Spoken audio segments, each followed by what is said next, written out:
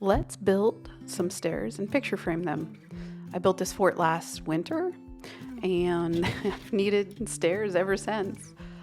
Much to my daughter's dismay, the stairs are happening before the interior, so, I take notes, that's happening next.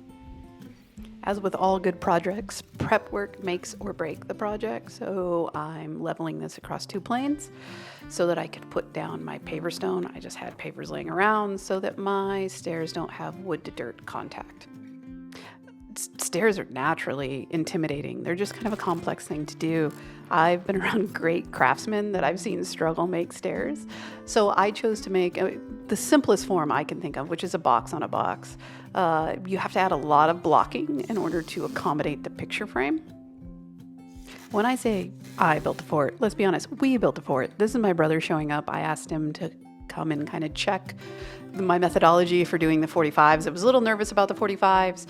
Turns out I was doing the 45s right, but I underestimated how many people you need to hold the board in place in order to make sure everything's, equidistant and all that stuff. So he was gracious enough to come over, supervise. He was, I'm happy to say, pleased with my quality of work. We have different approaches to that. And so he helped me largely picture frame almost the whole thing. And I really appreciate that. I tell you what, find a craftsman that's willing to let you fly while kind of just being there and helping you figure it out and think it through. That is invaluable. And I consider myself really lucky to have people like that in my life.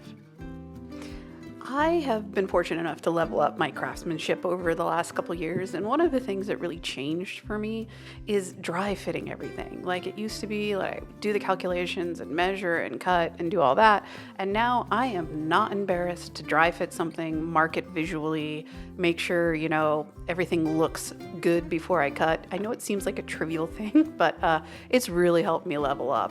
So I really recommend doing that. There is no shame in dry fitting, and I encourage people to do so.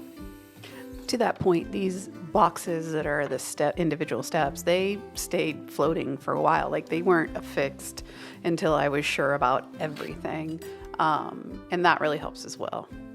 This is reclaimed Trex, so I'm just using decking screws to affix them, and I'm countersinking before I do that. That is the method I prefer on these type of projects. I don't know. I had really fun doing it. I'm excited to do the interior. Look out for that video. And if you like this video, please like and subscribe. Thanks for watching.